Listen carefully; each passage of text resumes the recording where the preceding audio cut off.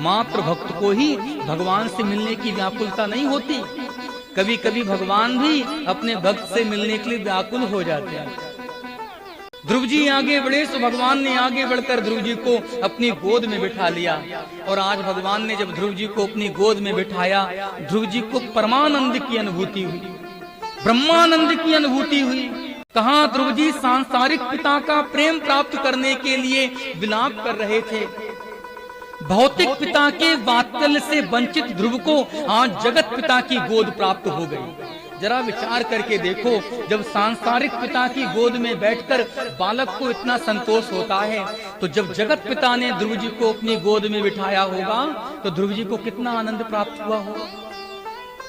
मानो कि ध्रुव जी आनंद के सिंधु में डूब गए। आज भगवान ने ध्रुव जी को आह्लादित कर दिया, आनंदित कर दिया। इस आनंद से आनंदित होकर ध्रुव जी के मन में भावना प्रबल हुई कि मुझे आगे बढ़कर भगवान की स्तुति करनी चाहिए। भगवान ने इतनी कृपा की, पर ध्रुव जी स्तुति कैसे करते? ध्रुव जी की अवस्था ही क्या है, 5 वर्ष की अवस्था है, वेद वाणी व्याकरण का ज्ञान नहीं, स्तुति करें तो कैसे करें? पर मन की भावना इतनी प्रबल हुई। भगवान तो भक्तों के मनोभाव को जानते हैं। भगवान समझ गए कि ध्रुव जी हमारी स्तुति करना चाहते हैं, तो भगवान ने ध्रुव जी के कपोल पर अपने दिव्य शंख का स्पर्श कराया और भगवत कृपा होते ध्रुव जी की वाणी स्फुटित हो उठी। सत्य ही है, भगवान जिस पर कृपा कर दें उसके लिए कोई कार्य कठिन नहीं। मूकम करोति वाचालम पंगुम लंघ्यते गिरिम यत् कृपातम हम वंदे परमानंद माधवम। भगवान यदि किसी गूंगे पर कृपा करें तो गूंगा भी बड़े बड़े बोल बोलने लग जाता है, वाचाल हो जाता है। भगवान किसी लंगड़े पर कृपा करें तो वो लंगड़ा बड़े से बड़े पहाड़ चढ़ जाता है। ये है भगवत कृपा की फलश्रुति। मूक होई वाचाल पंगु चढ़ई गिरवर गहन। आज भगवान ने कृपा की सो ध्रुव जी की वाणी अलंकृत हो उठी और 5 वर्ष के बालक ध्रुव ने भगवान की बड़ी सुंदर स्तुति गाई। घर में रहने वाला छोटा बालक जब तोतली वाणी से कुछ कहता है तो सुनकर के माता पिता को कितना आनंद प्राप्त होता है, और जब ध्रुव जी ने स्तुति गाई होगी तो भगवान को कितना आनंद प्राप्त हुआ होगा। ध्रुव जी ने भगवान के चरणों में बड़ा ही सुंदर भाव निवेदित किया है। योऽन्तः प्रविश्यमनिवा चिमिमां प्रसुप्तां सञ्जीवयत्यखिलशक्तिधरा स्वधाम्ना अन्यास्ते हस्तचरिणां श्रवणत्वगादि प्राणान्नमो भगवते पुरुषाय तुभ्यं। प्राणान्नमो भगवते पुरुषाय तुभ्यं। तुम्ही हो माता पिता, तुम्ही हो बंधु सखा, तुम्ही हो माता पिता, तुम्ही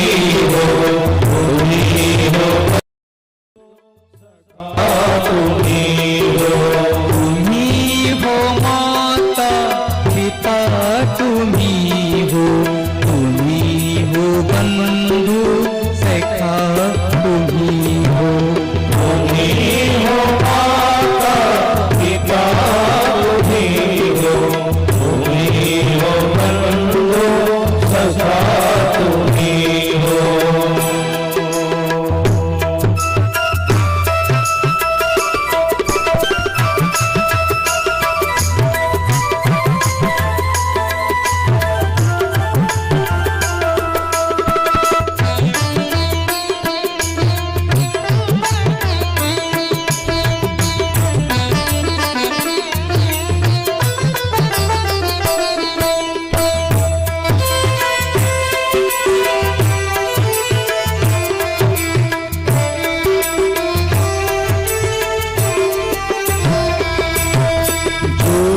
सके न वो फूल हम हैं तुम्हारे चरणों की धूल हम हैं तुम्हारे चरणों की धूल हम हैं तुम्हारे चरणों की धूल हम हैं जो खिल सके न वो फूल हम हैं तुम्हारे चरणों की धूल हम हैं तुम्हारे चरणों की धूल हम हैं तुम्हारे चरणों की धूल हम हैं कृपा की दृष्टि बनाए रखना तुम्ही हो माता पिता तुम्ही हो कृपा की दृष्टि बनाए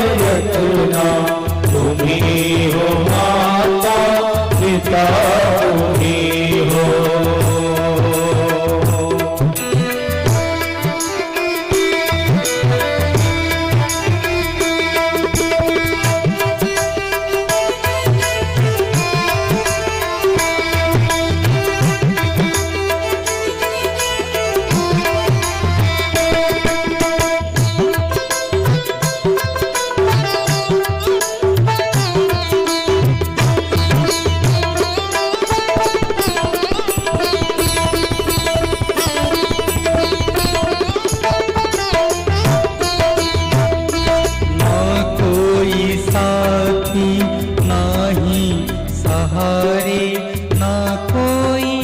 अपना सिवा तुम्हारे ना कोई अपना सिवा तुम्हारे ना कोई अपना सिवा तुम्हारे ना कोई साथी ना ही सहारे ना कोई अपना सिवा तुम्हारे ना कोई अपना सिवा तुम्हारे ना कोई अपना सिवा तुम्हारे कृपा की दृष्टि बनाए रखना तुम्ही हो माता पिता तुम्ही हो कृपा की दृष्टि बनाए रखना तुम्ही हो माता पिता तुम्ही हो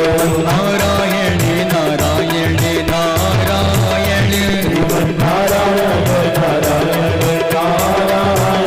श्रीमन नारायण नारायण नारायण नारायण नारायण नारायण लक्ष्मी नारायण नारायण नारायण लक्ष्मी नारायण नारायण नारायण श्रीमन नारायण नारायण नारायण श्रीमन नारायण नारायण नारायण ओम नमो नारायण ओम नमो नारायण हरि ओम नमो नारायण हरि ओम नमो नारायण दिव्य ओम नमो नारायण दिव्य ओम नमो नारायण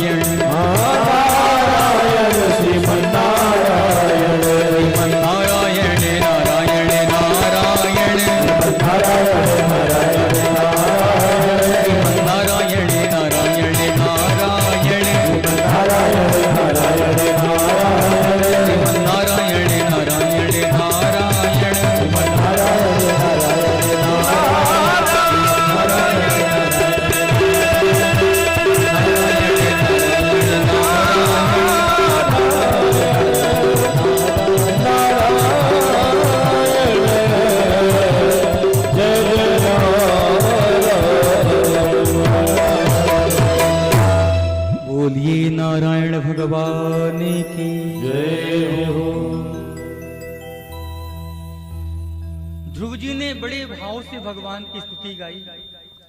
श्री सुखदेव स्वामी कहते हैं ध्रुव जी के भाव से भगवान रीझ गए और भगवान ने ध्रुव से कहा, भैया ध्रुव, यदि तुम्हारे मन में कोई मनोरथ हो तो संकोच त्याग कर तुम अपने मनोरथ को प्रस्तुत करो, जो इच्छा हो सो हमसे मांग लो। जब भगवान ने ध्रुव जी से मांगने के लिए कहा सो ध्रुव जी लजा गए, ध्रुव जी सकुचा गए। ध्रुव जी कहते हैं, प्रभु, भक्त को भगवान से मांगना नहीं चाहिए, मैं आपसे कैसे मांगूं? मांगना भक्त का स्वभाव नहीं। आज तक का इतिहास रहा है, भक्त भगवान से कभी भी मांगते नहीं। भक्त और भगवान के मध्य में आदान प्रदान नहीं होता, भक्त और भगवान के मध्य में विनिमय नहीं होता।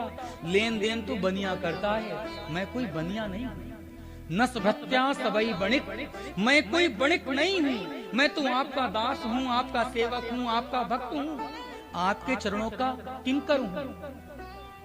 और जो भक्त होता है वो भगवान से मांगता नहीं। भक्त और भगवान के मध्य में लेन देन नहीं चलता। और मैं क्यों मांगू? अभाव की स्थिति में मांगा जाता है। हमारे जीवन में अब कोई अभाव ही शेष नहीं है। देखिए, संसार में दो प्रकार के जीव होते हैं, एक वो जिनका जीवन अभाव से भरा होता है और एक वो जिनका जीवन भाव से भरा होता है। जिसके जीवन में अभाव होता है वो जीवन भर मांगता ही रहता है, और जिसके जीवन में भगवत भाव होता है उसका मांगना शेष नहीं रह जाता। जिसके जीवन में भगवत भाव की प्रतिष्ठा हो जाती है उसके जीवन का अभाव सर्वदा के लिए समाप्त हो जाता है। सत्य ही है, जिसे भगवान ही मिल गए हों उसके जीवन में फिर कैसा अभाव। ध्रुव जी कहते हैं, अभाव की दशा में मांगा जाता है, मेरे जीवन में अब कोई अभाव नहीं। जिससे भगवान मिल जाते हैं उसके जीवन में भगवत भाव की प्रतिष्ठा हो जाती है। मेरा हृदय तो भगवत भाव से भरा है, इस हृदय में अभाव के लिए कोई स्थान नहीं। मुझे आपसे कुछ मांगना ही नहीं। मैं क्यों मांगू? जब आपने बिना मांगे मेरे ऊपर इतनी बड़ी कृपा कर दी, इतनी बड़ी करुणा कर दी, जब बिना मांगे ही सब कुछ मिल रहा है तो फिर मांगने की क्या आवश्यकता है? ध्रुव जी कहते हैं, प्रभु, मुझे मांगने की आवश्यकता नहीं, क्योंकि आपने बिना मांगे मुझ जैसे साधारण बालक को इतना बड़ा सौभाग्य प्रदान कर दिया। कहने के लिए ब्रह्मा जी आपके पुत्र हैं, क्योंकि ब्रह्मा जी श्रीमन नारायण भगवान के नाभि कमल से प्रकट हुए। संबंध की दृष्टि से ब्रह्मा जी भगवान के पुत्र हैं। ध्रुव जी कहते हैं, कहने के लिए ब्रह्मा जी आपके पुत्र हैं, पर ब्रह्मा जी को आपने कभी अपनी गोद में नहीं बिठाया, ब्रह्मा जी को आपने कभी लाड़ नहीं लड़ाया। पुत्र होकर के भी ब्रह्मा जी इस अवसर से, इस सौभाग्य से वंचित हैं। पुत्र होकर के भी ब्रह्मा जी को आपका वात्सल्य, आपका प्रेम आज तक प्राप्त नहीं हुआ। वो पुत्र होकर के भी जिस सौभाग्य को प्राप्त नहीं कर पाए, वो सौभाग्य आपने साधारण से बालक को सहज ही प्रदान कर दिया। जिस बालक के ऊपर परमात्मा की ऐसी कृपा हुई हो, वो बालक परमात्मा से कुछ मांगे, ये उसे शोभा नहीं देता। अच्छा, भगवान तो देना चाहते थे, पर ध्रुव जी ने भगवान से कुछ नहीं लिया। भक्तों को ऐसा ही होना चाहिए। भगवान तो प्रलोभन देंगे ही, आपको क्या करना है ये आपका निर्णय है। ध्रुव जी ने स्पष्ट रूप से भगवान से कुछ नहीं लिया। भगवान ने निज प्रसन्नता के लिए ध्रुव जी को 36,000 वर्षों का राजसुख प्रदान किया। भगवान कहते हैं, ध्रुव जाओ, हम तुम्हें आशीर्वाद देते हैं, 36,000 वर्षों का राजसुख तुम्हें प्राप्त होगा। भगवतानुकंपा को प्राप्त करके ध्रुव जी जब निज नगर में आए तो उन्होंने क्या देखा? सारे के सारे नगरवासी ध्रुव जी का स्वागत सत्कार करने के लिए नगर द्वार पर खड़े हैं। ये देख करके ध्रुव जी बड़े हैरान हो गए कि ये वही नगर है और ये वही नगरवासी हैं जो एक समय में हमें पूछते भी नहीं थे। और ध्रुव जी को सबसे अधिक आश्चर्य तब हुआ जब उन्होंने देखा देवी सुरुचि आरती की थाली सजाकर सबसे आगे आकर के खड़ी। ध्रुव जी विचार करने लगे, ये वही देवी सुरुचि हैं जिन्होंने मुझे मेरे पिता की गोद से नीचे उतारा था। देवी सुरुचि तो मुझे फूटी आंख भी देखना नहीं चाहती थी, और आज यही मेरे स्वागत के लिए सबसे आगे आकर के खड़ी। ध्रुव जी को एक बात समझ में आ गई, जब तक जीव को भगवान नहीं पूछते तब तक ये संसार भी नहीं पूछता। जैसे एक बार भगवान पूछ लेते हैं ना, उसकी पूछ सकल संसार में हो जाती है, फिर वो कहीं भी जाए उसकी हर जगह जय जय है। मूल आवश्यकता है भगवत कृपा को प्राप्त करने की। जिसके ऊपर भगवान की कृपा हो जाती है उस पर सब कृपा बरसाने लग जाते हैं। जहां पर कृपा राम कई होई, ता पर कृपा करें सब कोई। जब तक भगवान की कृपा ध्रुव जी को प्राप्त नहीं थी तब तक ध्रुव जी को कोई नहीं पूछता, और आज ध्रुव जी भगवत कृपा प्राप्त करके लौटे तो सारा का सारा नगर ध्रुव जी की अगवानी में आगे आकर के खड़ा हो गया। सत्य ही है, जिसे एक बार परमात्मा पूछ लेते हैं ना, वो जगवंदित हो जाता है, वो सकल संसार के जीवों के लिए प्रणम्य हो जाता है। जीवन में आवश्यकता है भगवतानुकंपा की, जीवन में आवश्यकता है भगवत कृपा की। प्रयास करके, प्रयत्न करके हमें और आपको भगवान की कृपा को प्राप्त कर लेना चाहिए। आज ध्रुव जी ने नगर में प्रवेश किया है, ध्रुव जी का आदर हुआ है, आतिथ्य हुआ है, सम्मान बहुमान हुआ है। इस प्रकार ध्रुव जी ने 36,000 वर्षों का राज सुख सेवन किया है। और जीवन की इसी यात्रा के अंतर्गत ध्रुव जी के जो छोटे भाई थे उत्तम, उन्हें यक्षों के द्वारा मार दिया गया। भले ही सौतेला ही भाई सही, पर भ्रातृ प्रेम में पड़कर ध्रुव जी ने बड़ा भीषण यक्ष संहार किया। मनु जी ने आकर के ध्रुव जी को समझाया है, भैया ध्रुव तुम वैष्णव बालक हो और तुम्हारे द्वारा हिंसा की जाए ये उचित नहीं, यक्ष संहार पर विराम दो। आगे चल करके ध्रुव जी ने उस यक्ष संहार को विराम दिया है। और जीवन का जब प्रयाण काल आया तो भगवान ने अपने पार्षदों को भेजा। भगवत पार्षद विमान लेकर के ध्रुव जी के सम्मुख प्रकट हुए। काल देवता के निवेदन पर ध्रुव जी ने काल के शीश पर चरण रखकर भगवत विमान पर विराजमान होना स्वीकार किया। ध्रुव जी भगवत विमान पर आरूढ़ होकर भगवत धाम की यात्रा करने लगे। सुमार्ग में ध्रुव जी को अपनी मैया की याद आ गई। ध्रुव जी कहते हैं, अरे रुको रुको, हमारी मैया तो वहीं रह गई। भगवत पार्षद बोले, ध्रुव जी आप चिंता ना करें, आप जैसे वैष्णव बालक को जन्म देने वाली जननी भला वहां कैसे रह सकती। भगवान ने आपके लिए विमान बाद में भेजा, आपकी माता श्री के लिए विमान पहले ही भेज दिया। आगे वाले विमान में तो आपकी माता श्री ही बैठी। सत्य ही है, जिस माता की कुक्षी से, जिस माता के गर्भ से ध्रुव जैसे वैष्णव बालक जन्म ले लेते हैं, उस माता की अनंत पीढ़ियां पवित्र हो जाती हैं। कुलम पवित्रम जननी कृतार्था। इस प्रकार ध्रुव जी ने अपनी माता के साथ भगवत धाम की यात्रा की। अच्छा, भगवत धाम की यात्रा का प्रभाव क्या है, फल क्या है? कहा, जो जीव एक बार भगवत धाम की यात्रा कर लेता है उस जीव का आवागमन सर्वदा के लिए समाप्त हो जाता है। और इसी को महापुरुषों ने मुक्ति और मोक्ष माना है। न तद भासते सूर्यो न सांको न पावका यद गत्वाना निवर्तन्ते तद्धाम परमम मम। जो एक बार भगवान के धाम गया सो गया, फिर उसका आवागमन सर्वदा के लिए समाप्त हो जाता है। वो जीवन और मरण के बंधन से मुक्त हो जाता है। इस प्रकार ध्रुव जी के ऊपर भगवान ने कृपा की है, करुणा की। अच्छा, ध्रुव जी के जीवन से हमें और आपको क्या शिक्षा मिलती है? ध्रुव जी के जीवन से हमें और आपको ये शिक्षा मिलती है कि भगवत भजन करने का कोई निश्चित समय नहीं, भगवत भजन करने की कोई निश्चित आयु नहीं है, कोई निश्चित अवस्था नहीं। अच्छा, हम लोग अवस्था के विचार में पढ़ करके ही भगवत भजन से वंचित रह जाते हैं। संसार में बहुत लोग ऐसे हैं जिनकी ये धारणा है कि अभी हमारी अवस्था ही क्या है। हाँ, हम जब बूढ़े हो जाएंगे, जब हमारा चौथापन आ जाएगा तो हम भी राम राम कर लेंगे। कई लोगों ने ऐसा मान रखा है कि भगवत भजन के लिए जीवन का चौथापन ही ठीक है। कई लोग कहते हैं कि अभी हमारी अवस्था ही क्या है। पर हमारे महापुरुषों ने कहा है, धर्म कर्म के कार्य को कभी भी कल पर मत टालो। और बात भगवत भजन की हो तो ध्रुव जी की तरह बचपन से ही भगवान के भजन पूजन में लग जाना चाहिए। पर हम लोग तर्क रखते हैं कि अभी हमारी अवस्था ही क्या है, भजन का क्या, आज नहीं तो कल कर लेंगे। अच्छा, कल किसने देखा है?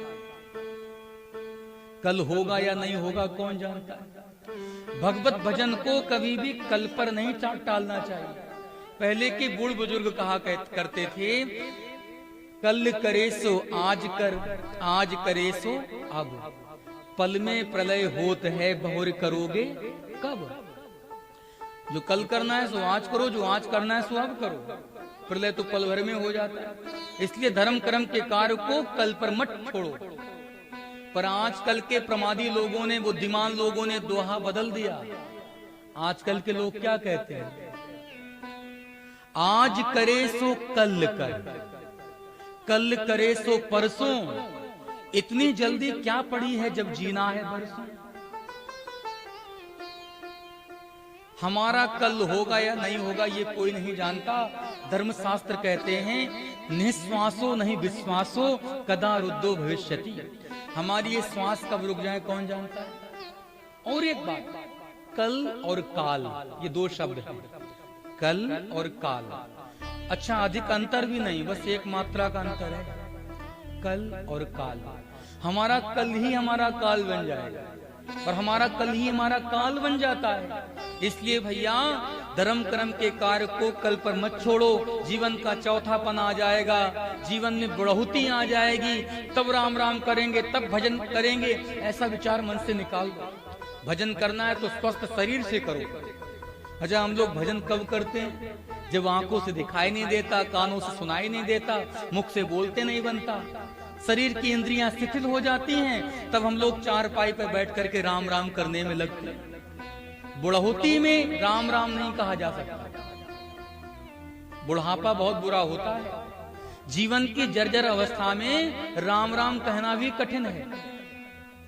अब जब मुंह में दांत ही नहीं रह जाएंगे, तब आप ही बताओ राम राम कैसे कहोगे? कहोगे राम, मुंह से निकलेगा लाम। क्योंकि मुंह में दांत ना हो तो राम कहना बड़ा कठिन है। और आपको यदि विश्वास ना हो तो आप लोग प्रैक्टिकल करके देखना। किसी ऐसे बालक से आप राम राम बुलवाना जिसके मुंह में दांत ना हो, वो कहेगा तो राम ही, पर उसके मुंह से निकलेगा लाम। तो जीवन की जो ये अवस्था है, बड़ी दारुण अवस्था है। अच्छा परिवार है, आज्ञाकारी संतति है, तो जीवन का चौथापन सुखमय व्यतीत होगा। पर यदि अच्छा परिवार ना हो तो भाई बुढ़ापा तो बड़ा दुखदायी होता है। इसलिए भैया, हमारे धर्मशास्त्रों ने निश्चित कर दिया है कब क्या करना है। प्रथमम अर्जितम विद्याम, द्वितीयम अर्जितम धनम, तृतीयम अर्जितम पुण्यम, चतुर्थे किम करिष्यति। 5 वर्ष से लेकर 25 वर्ष तक विद्यार्जन कीजिए, 25 से 50 तक धनोपार्जन कीजिए, और 50 से 75 वर्ष की अवस्था तक जितना बन पड़े धर्म कर्म कर लीजिए, पुण्यार्जन कर लीजिए। क्योंकि 75 के बाद तो एक चाय की भी आपको आशा तक नहीं पड़ेगी। मैंने कई बुजुर्गों को देखा है, उन्हें तंबाकू खानी होती तो वो अपने बेटे से पैसे मांगते हैं। तो वो अवस्था ऐसी होती है कि जीवन का स्वातंत्र समाप्त हो जाता है और हमारा जीवन भी पराधीन हो जाता है। इसलिए जब जीवन में सामर्थ्य हो तभी भगवान का भजन करके, धर्म कर्म करके हमें अपने परलोक को सुधार लेना चाहिए। अच्छा, कई लोगों को समय से अकल आ जाती है और कई लोगों को मरते मरते तक अकल नहीं आती। समय रहते समझ जाना, समय रहते भगवान के भजन में लग जाना, यही बुद्धिमानी है। दशरथ जी को कोई समझाने थोड़ी गया था। दशरथ जी ने जब अपने सफेद बाल देखे तो समझ लिया कि अब हमें क्या करना चाहिए। श्रवण समीप भये सित केसा, मनहु जरठपन अस उपदेशा। दशरथ जी ने देखा कि हमारे बाल तो सफेद हो गए, और दशरथ जी को ऐसा लगा कि हमारे ये जो सफेद बाल हैं हमें कुछ समझाना चाहते हैं। मानो कि दशरथ जी के सफेद बालों ने दशरथ जी से कहा, दशरथ जरा हमें देखो, हम तब भी बाल थे जब तुम बाल थे। बाल शब्द के कई अर्थ हैं ना, बाल ये भी होता है, और बाल अर्थात बालक। बाल कहते हैं दशरथ जी हम तब भी बाल थे जब तुम बाल थे, पर अब देखो हम अभी भी बाल ही कहे जाते हैं, पर तुम तो बूढ़े हो गए। तुम में हम में बस इतना ही अंतर है, हम तब भी बाल थे अब भी बाल हैं, पर तुम अब बाल नहीं रहे, तुम तो बूढ़े हो गए हो ना, जीवन का चौथापन आ गया है ना। हम में तुम में एक अंतर है, हमने समय के साथ साथ अपने रंग ढंग को बदल दिया। पहले हम काले हुआ करते थे, पर अब हम सफेद हो गए। हमने तो अपने रंग ढंग को बदल दिया, पर तुम अपने रंग ढंग को कब बदलोगे? कब तक इस अयोध्या के सिंहासन पर बैठे रहोगे? परमात्मा पुत्र के रूप में पधार गए हैं, तो अपने सार सर्वस्व को परमात्मा के चरणों में समर्पित करो और राम राम करो। अब सिंहासन पर बैठना उचित नहीं। दशरथ जी ने अपने बालों से ही सबक ले लिया कि अब क्या करना चाहिए। किसी उर्दू कवि ने बड़ी अच्छी बात कही, सबक ले इबादत का है नादान अपने सफेद बालों से। सबक ले इबादत का है नादान अपने सफेद बालों से। ये वो बिस्तर है जिस पर दम तोड़ा था तेरी जवानी ने। बाल सफेद हो जाएं, आंखों से दिखाई देना बंद हो जाए, कानों से सुनाई देना बंद हो जाए, तो समझ लीजिए कि अब जाने की तैयारी हो रही है। जाना तो सबको ही है। जाते जाते कुछ ऐसा कर जाओ कि आपका परलोक सुधर जाए।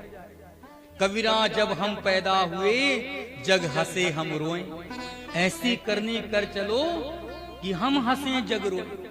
गोस्वामी तुलसीदास जी महाराज कहते हैं, मानव जीवन मिला है तो मानव जीवन का सबसे बड़ा लाभ है मानव जीवन प्राप्त करके माधव का भजन कर लिया जाए। देह धरे कर यह पलवाई भजिय राम सब काम विहाई।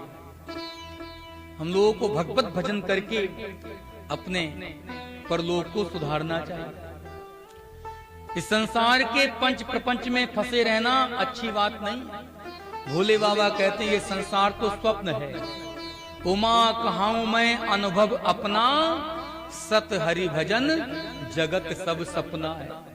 जगत को छोड़ो और जगतपति के भजन को पकड़ो। जब भोजन करने के लिए कह दिया जाए तो भूख लगी हो चाहे ना लगी हो, कोई कहे वर दे, भोजन तो हम 4 बार भी कर लेंगे, पर भजन करने के लिए कह दिया जाए तो एक बार में ही मुंह बन जाता है कि कोई उम्र है भजन करने की, अभी नहीं। भोजन और भजन शब्द का भी अद्भुत विज्ञान है। भोजन शब्द में मात्रा लगी हुई है और भजन शब्द में कोई मात्रा नहीं लगी। कितना सुंदर संकेत है। भोजन के लिए तो मात्रा है कि कितना भोजन करना है। मात्रा से भोजन करेंगे तो आप स्वस्थ रहेंगे, और मात्रा से अधिक भोजन करेंगे तो वही भोजन आपके लिए घातक सिद्ध होगा। भोजन कितना करना है इसकी तो मात्रा निर्धारित है, निश्चित है, पर भजन कितना करना है उसकी कोई मात्रा नहीं। भजन शब्द में कहीं कोई मात्रा नहीं लगी। भजन जितना अधिक किया जाए उतना ही आपके लिए अच्छा है। तो ध्रुव जी का जीवन हमें और आपको यही सिखाता है कि हमें भगवत भजन करके अपने परमार्थ को सुधार लेना चाहिए।